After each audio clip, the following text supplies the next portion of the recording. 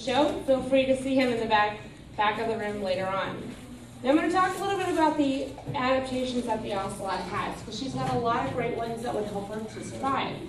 Now, being a nocturnal animal, or an animal that comes out at night, you're going to notice that she has very large eyes. Now, having big eyes on a predator species means that she's going to be able to see very well. She can see what she's hunting, or maybe what is trying to hunt her. Because even though she's a predator, she does still have other animals that may try to hunt her as well. Those large eyes are going to help her out. And another thing you'll notice is looking at her ears. They've talked about how to identify bobcats versus ocelots. And number one is by looking at the ears. She's got very short, rounded ears, as opposed to those tall, long, tufted ears of a bobcat. Another adaptation she has is her beautiful coat. You will notice how dark that coat is. That's going to help her to blend in incredibly well in the thorn brush habitat that you'll find these guys in. So she's got that beautiful pattern on her coat, and then a very dark coloration. And since she comes out at night and is active sometimes at dawn and dusk as well, it'll be really hard to spot an ocelot, which is another reason why it's so important to drive very slowly on these roads that ocelots tend to inhabit. So she's going to show off one of her favorite things to do, which is to climb. Ocelots are amazing climbers. And so she's got some great adaptations to help her do that. Now you're going to watch her. You're going to watch her. So we put a GoPro camera up there, and she has never seen that before, so she's very curious about it. But if you notice when she climbed up that pole, she climbed headfirst up the pole, and then was able to climb headfirst down the pole. Now there are only 3 species of cat in the world that have the ability to do this, and why they can do it is because they can rotate their back ankles. So the kids in the front, I want you to stick out your arms like this, stick them out, and then rotate your arm like this. Rotate that hand. That's what the ocelot's able to do with her back ankles, is actually rotate them. If anyone has ever seen a cartoon where the house cat gets stuck up in the tree and the fire department has to come save them, it's because house cats can't actually rotate their back ankles like that. So once they get up to a certain point, they can't get back down unless they jump down.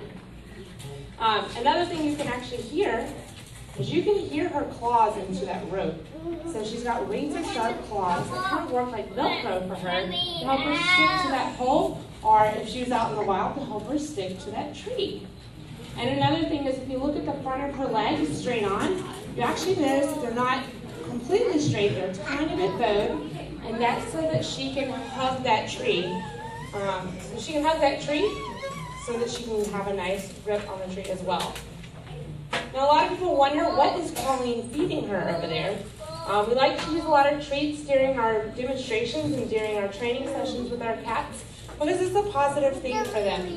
And ocelots are a very generalist eater, so that means they'll eat pretty much anything they can catch. So she's getting a variety of a ground beef diet that's made for carnivores, fish, mice, even chicks. Now we do not feed our zoo animals live prey, because that can create a danger for them, since they didn't learn from mom how to actually hunt in the wild. They may get scratched or bitten or anything like that, so it's all frozen stuff that we thaw out for them. But she has a very good nutritionally complete diet for a carnivore. Now, one of the special things that I love to talk about, especially with Sihil and with our ocelots, is how they communicate. Cats communicate in a variety of ways, whether it's sit marking or making vocalizations. And ocelots make a really cool one. It's called a chatter, and it kind of sounds like a low grumble, but it can get a lot louder, it's like a meow kind of noise. And they do this to communicate with each other, or for her, she likes to do it with us a lot. She likes to chatter to us, especially on this trip. Now, we are with her 24/7 for 7 days to come down here and see you guys. And so she's in the van, and she will chatter the whole ride down, and she wants us to chatter back to her. So it's a very weird conversation we're having with our cat. But the chattering is a really cool, interesting noise. If you heard it in the darkness, though, you might be a little bit scared. Now, as far as ocelot personalities are concerned, ocelots are a pretty tenacious creature. So it's kind of like if you took a tiger and stuck it in a small cat's body. Because I mentioned earlier that there are bigger predators that are a threat to them. And there's also, you know, they've got to survive to get their food. So they don't really put up with a lot of stuff from other animals. And so she's got a very tenacious personality. It would make a terrible pet. But, you know, we do want to emphasize, if you guys saw an ocelot in the wild, it would not really be of any danger to it, as long as you let it alone. So, of course, if you do run across one, you know, make sure you leave it alone. But also, if you're thinking how cool she is still a wild animal, even with us. So, she's definitely not a good pet to have, but she's a very cool ambassador for our species, and we're very proud to be able to bring her down here for you guys. And one of the reasons we love coming down here so much is because we love ocelots in Cincinnati. However, you guys are the ones who need to make a difference for ocelots down here. So we're glad you guys all came to our program. We're glad that you guys can make a difference. You know, U.S. Fish and Wildlife has told you guys a ton of things you can do to help save the ocelot. So, you know, please keep those in mind. Please share them with your friends and family as well, because we're very lucky as Americans to have such an incredible cat live in our country today. So we're working really hard with a lot of different supporters and everything like that to help keep their populations up. Now, I will take a few questions from the audience. Hillary's going to come up here with me. So before we do that, I'm going to try to see if she'll climb one more time. I don't know if you guys noticed there was a fly in here and it landed on her and it's bothering her like crazy. So she's a little like antsy-pantsy. But we'll see. Get your camera out, because this is probably the last time she'll climb the pole for the day. So if I can get her to do that.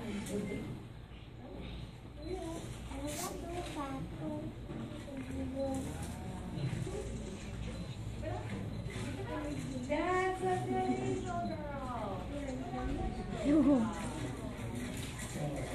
That was an excellent last climb for Sihil.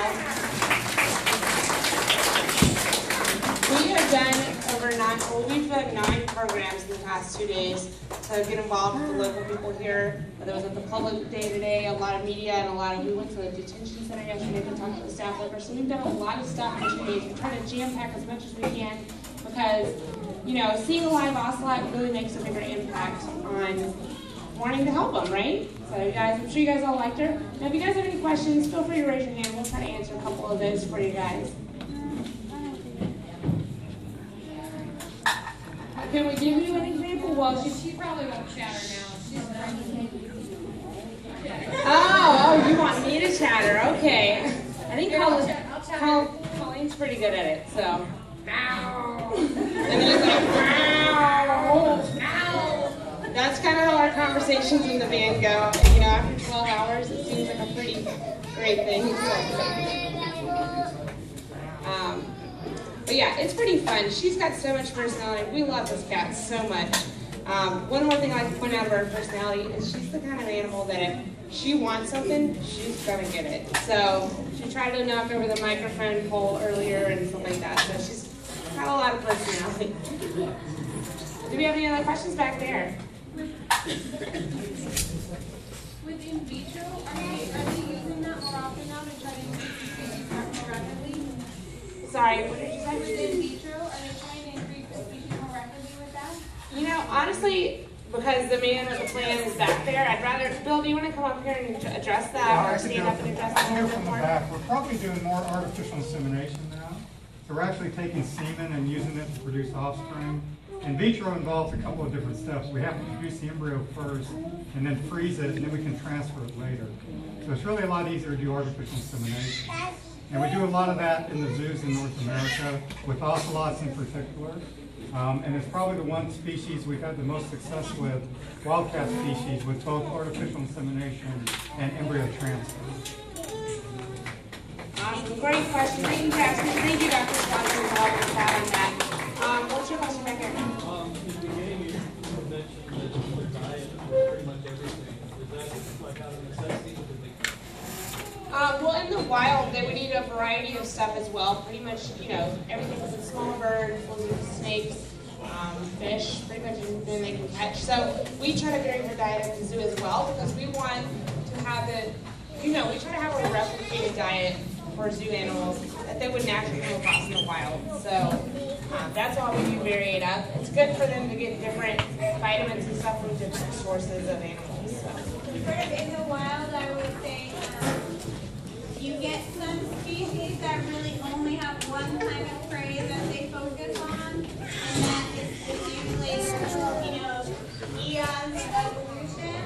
In a lot of cases, you'll have, like for example, bobcats and ocelots both eat a lot of similar things, but bobcats sort of tend to prefer to eat rabbits first and the other stuff later. Ocelots tend to prefer to eat small rodents and birds first and rabbits later.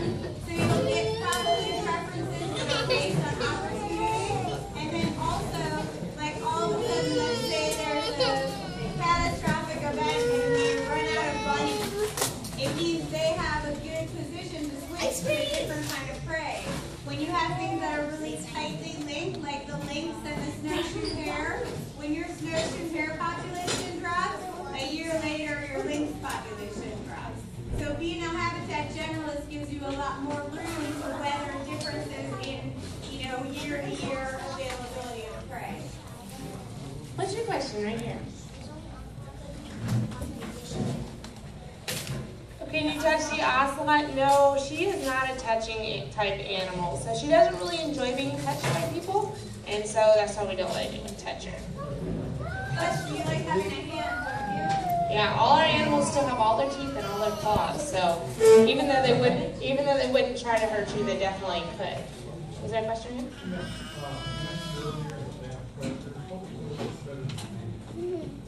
So I would say they have some predators. A mountain lion would probably count as a predator.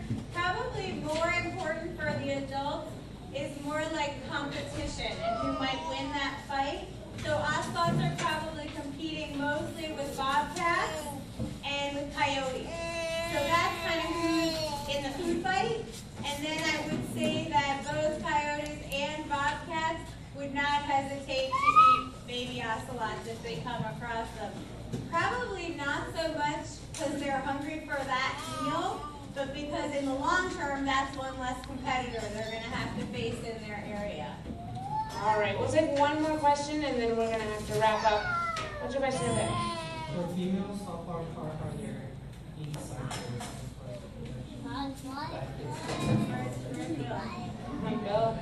Okay, so here's what I just learned, not like 45 minutes ago, so I will say that with a grain of salt. Apparently ocelots do not regularly cycle. Their cycle is brought on by the presence of an interested male. So they're not going to be, it's not like you could count on like every 2 months or anything like that.